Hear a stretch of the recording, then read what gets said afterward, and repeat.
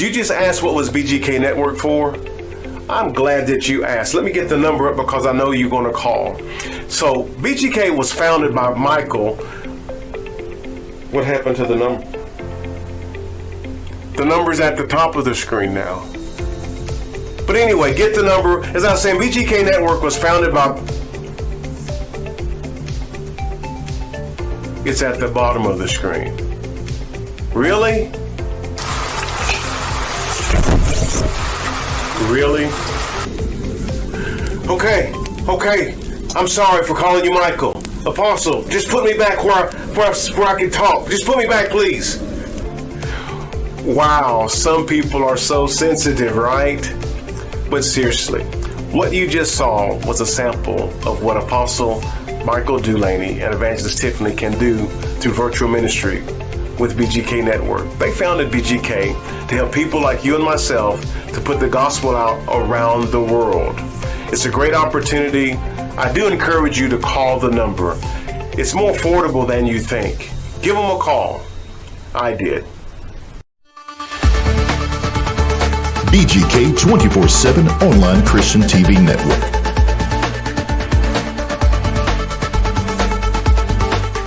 Making what was once impossible, possible.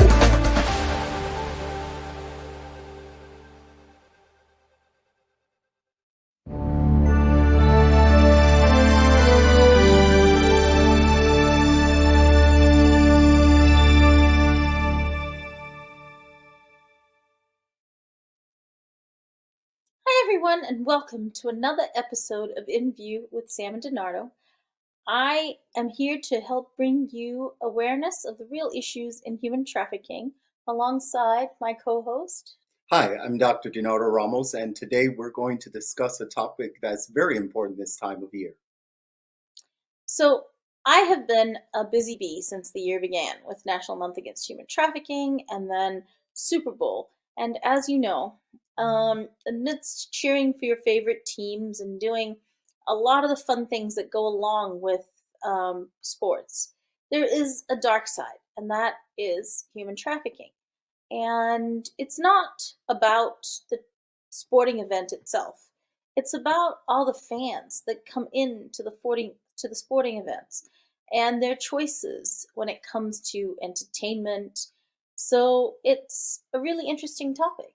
Yeah, it is actually. I actually love March Madness. One, the main reason is because it's my birthday month. The second reason is because I understand that with large crowds, there's an uptick in trafficking. So I really want Sharmila to elaborate a bit more about that. Yeah, I mean, different studies have been done, but the McCain Institute did a study that basically showed that major sporting events have about a 10 to 15% uptick in human trafficking. And we all kind of want to know what causes that, right? But it does very much seem to be caused by the way in which people view human trafficking as something that is part of sporting. So, for example, having a party and having a stripper come along, or going out to strip clubs before or after the game, or bringing, an escort over to perform, or do different activities during the match or after, is something that has culturally become acceptable. And this increases during large events, not just sporting events, but certainly the Olympics, Super Bowl, other large events have had trafficking increase. And that's not just sex trafficking, folks. It's labor trafficking too. In fact, I believe it was the Beijing Olympics, it was found that folks had, to put together the stadium and build the construction projects and create the Olympic villages for little or no pay and little or no sleep and just appalling working conditions. And this is exactly the kind of thing that can happen when we have these things not well managed in terms of making sure that everyone is educated on what human trafficking looks like from both a labor and sex trafficking perspective, and then having the folks who are hired to do this work commit to pledges to not actually allow this to happen. So, what does this uptick entail? And can you also explain how there's evidence of this happening? So we've been doing a variety of work over the years of pulling ads. And what we've seen as we do this is that the number of ads are increasing. In fact, this year there were well over 30,000 ads in the LA area for the sale of people for use in the sex industry. And there were so many of them that were done by the same people or had the same phone numbers but different girls, showing that it's more organized, right?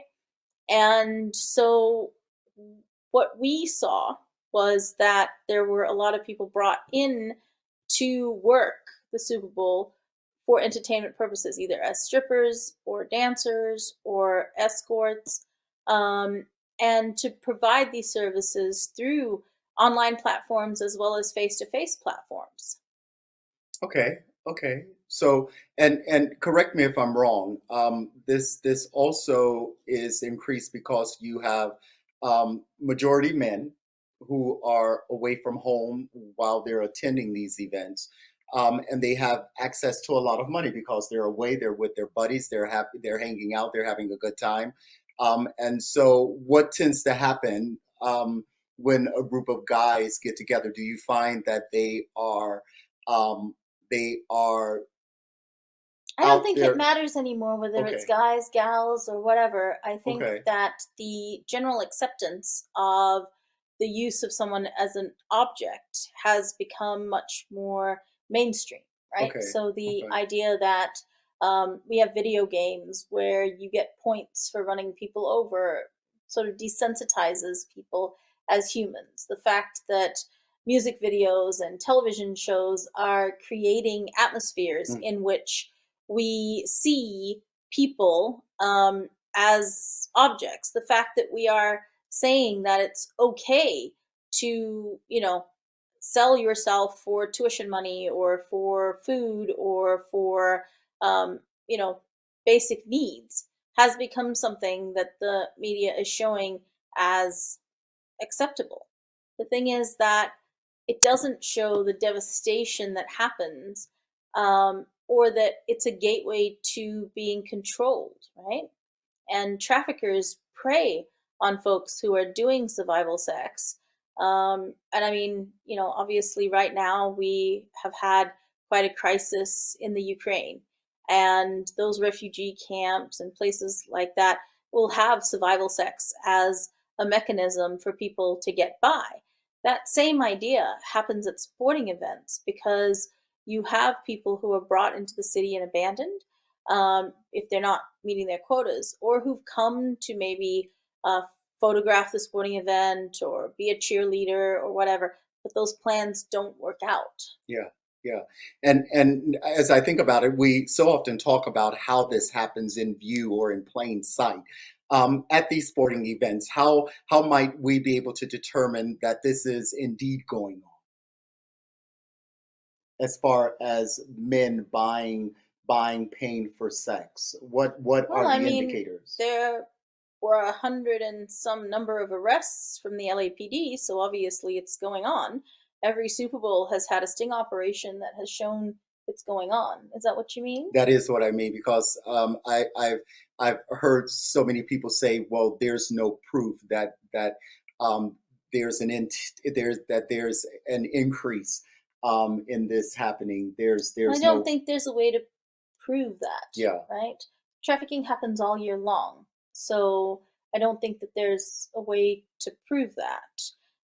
What we say is that the research we've seen and the documentation we've collected from working 8 Super Bowls actually does give us that. But the other side of that point is that if you shine a light on something, you're going to see it happen much, much more. So both sides of that story are correct. The thing that we need to think about is in these seasons, at any time that you put more people in a place, anything, you're going to sell more food, you're going to sell more drinks, you're going to sell anything more.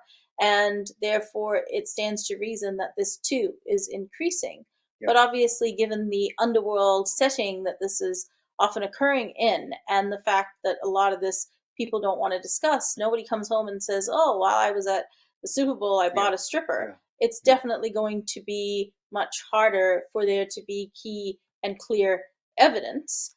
In 2020, Dr. Christine Caulfield basically estimated that, according to her, there were over 10,000 people being trafficked at the 2020 Super Bowl. But obviously, this is all very debated in the industry, and it's debated because of the fact that it's very, very hard to put longitudinal studies together that are peer reviewed for something that's happening so undercover. Yeah, thank you for sharing that. I just wanted to eliminate any doubt that may be out there in regards to the uptick. And I really enjoyed the example, and it was very clear in regards to whatever's going on when there's an increase of people, it's just going to increase. So thank you for that. So it obviously you're in California with the team, the mission team last month for the big game, right? Yes. So tell us about that. Yeah. Every year we put together a team, and I think there might be some photos of these folks. So I think you'll see that we take London, our service dog. So here she is on the plane. These were our folks in the call center that ran 24/7. This was one part of our outreach team. And as you can see, folks are busy, and we work 24/7 for those 2 weeks to really make sure that we are covering things. And so we've created an application that helps us to determine where human trafficking is most likely to happen, and which businesses might be working in it. And so you can see that they're preparing makeup bags right here. And we go out and visit the hotels and the um, brothels and other places that we've identified. And what we do is we give them gifts. We give the staff and employees their gifts so that they can better understand who we are and what we do, because there's a little book in there, and there's some other information that they can learn about, where they can get resources, and it also has some basic hygiene supplies in there. We also visit a lot of the homeless encampments, where a lot of times folks are being groomed towards trafficking, or they're being forced to do survival, sex, or sometimes drugs. And we again bring food, water, hygiene supplies, and our aim is to really just get the word out that help is available and how they can get to that help if it's something that they need. And we try to leave supplies that have our phone number on them. So it's 1-833-4 new day. So 463-9329. That will help people to quickly get help 24/7, right?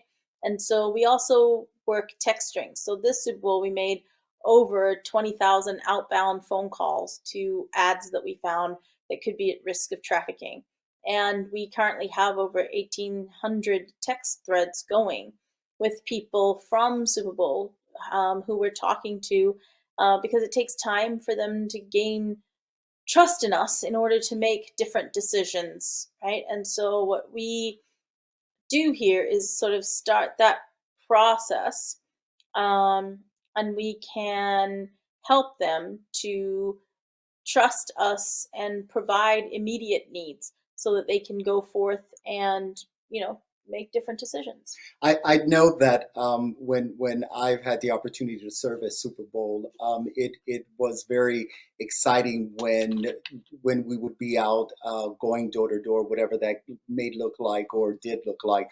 Certain people in the community would gain an interest, and so in California, how were you guys welcomed by the community? Just people, seeing your shirts and asking questions and things of that nature. Did it strike their curiosity or their desire to help out and participate in regards to being educated as to what to look out for? We spend a lot of time in parts of the city that would be considered difficult to work in, right? So Inglewood, Compton, Watts, other parts. And these parts of the city, I would say, were less than welcoming to us. Yeah. They were Yeah. not super happy, but certainly, particularly in Compton, as we walked down Figueroa, there were many, many um, prostitutes on the corners, and we would, stop to talk to them. And we would try to do about 60 blocks a day. And what we found was that between the businesses and the girls, that they're definitely afraid, right? So there's definitely a lot of fear going on. And so we were uniformed, so it was easy for them to spot that we were from a, anti-human trafficking. We would give out these bags, and people were receptive to getting the free gifts. But we would also put these tissue packs into the gas stations and into different parts and hand out these traffic end zone cards to businesses so that they could get training on how to stop. And these roses were super popular during Valentine's Day weekend, where we could just walk up to the girls and say, Happy Valentine's Day. And they were very well received because people don't really give them a lot of gifts for free, right? And so just somebody giving them a gift, giving them a hug was really eye opening for them Yeah. that people actually cared. But we, while people didn't sort of try to stop us, we definitely got a lot of sort of shaking heads and wagging fingers telling us to sort of, move out of Move the on. area and Yeah. move on. Yeah. Yeah.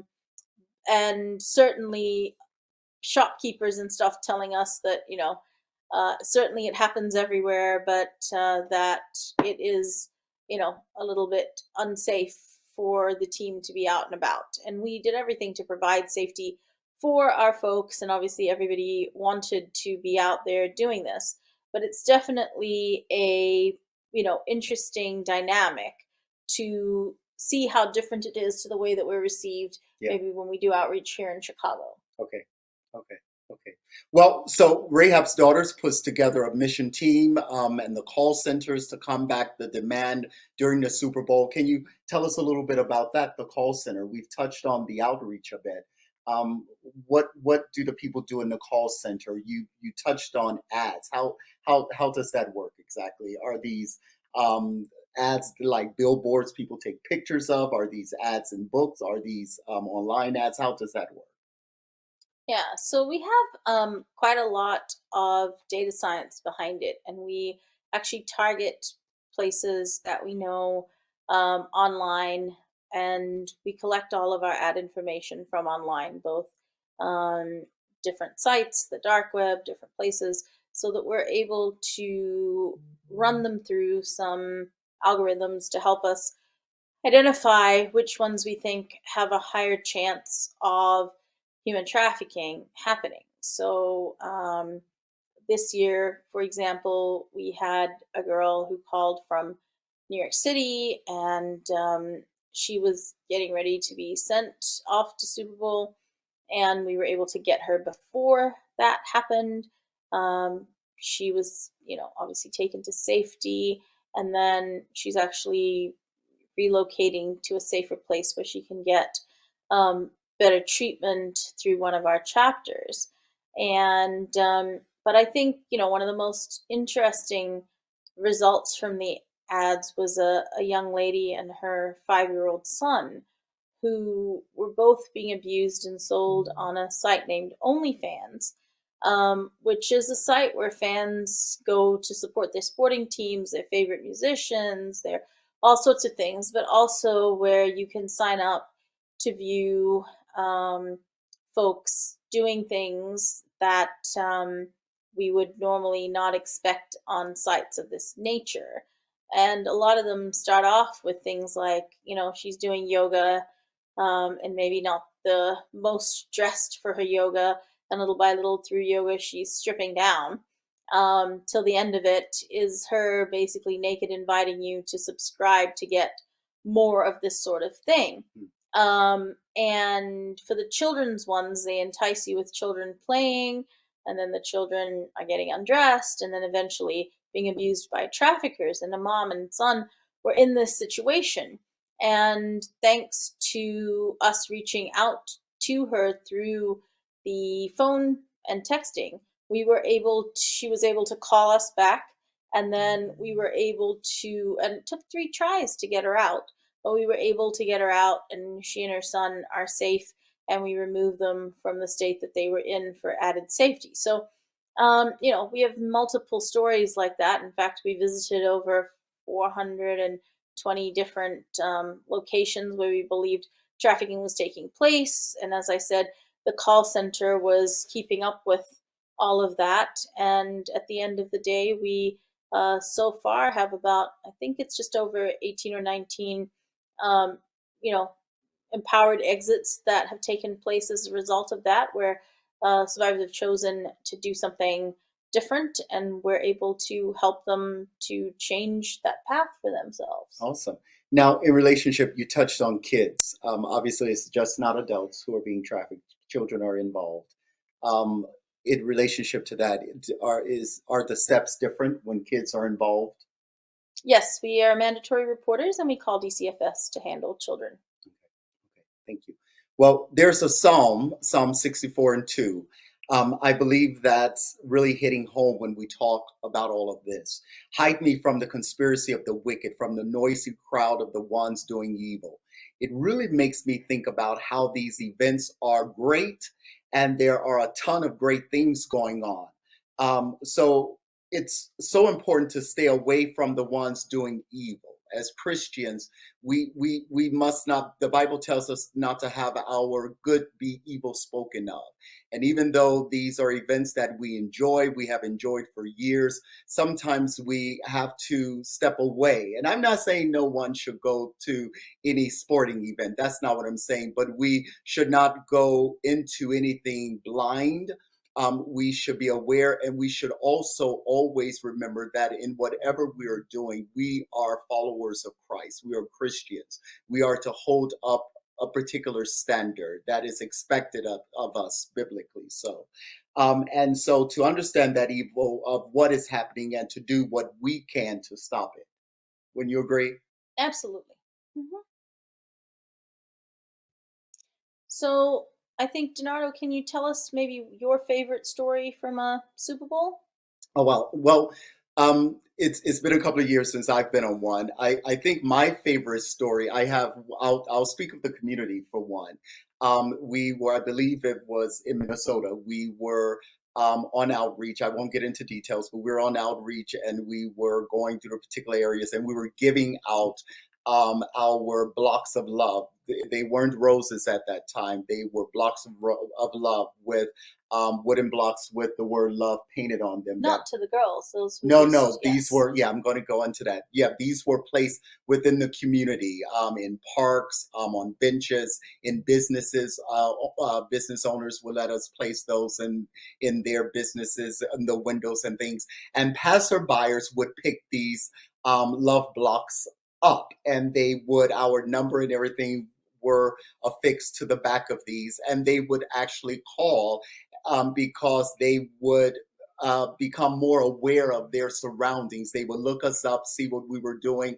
And when they found this out, they would call. And we got so many calls from people just calling us, number one, to report what they thought was suspicious activity or something going on, but number two, to make us aware that they were supporting what we were doing, that we made them aware that they had become more vigilant in regards to looking for this and what they were observing in their surroundings. And I really appreciated how we gained. That's why I asked about the community support. I really appreciated how they really adopted us in their love and support in relationship to the Super Bowls and the girls. What do you mean by that? What do you mean? How they adopted us? Because they went back to examples? their homes. They went back to their hometowns with these blocks, and they shared this with their communities, with their neighbors, and with their friends. It was almost like this was their souvenir from attending Super Bowl, these love blocks with our information. And so they otherwise would not have had anything to take back, or even they were not even aware that this was something that could happen anywhere and just not something across the waters. And so they really adopted our mindset of what to look out for and how to take an active role. And so I really was encouraged by that. Another thing I'm really encouraged on Super Bowl is when, as you had touched on, a lot of the survivors, they are not given anything. Well, not given anything, whereas they don't have to do anything for it. And so to really see their expressions of sincere love and appreciation for us caring about them, looking out for them, putting our necks out on the line in some instances for them. And I believe that they were most sincere in their gratitude. And they, they just wanted to show that love, and a lot of the ladies who are on the team, would get hugs from these girls, these other women, and they would just be in tears. And they definitely loved the dogs. They definitely loved the dogs being out there. That was a support for them. And so those are just some of the things that I remember most about Super Bowl. Yeah, no, for sure.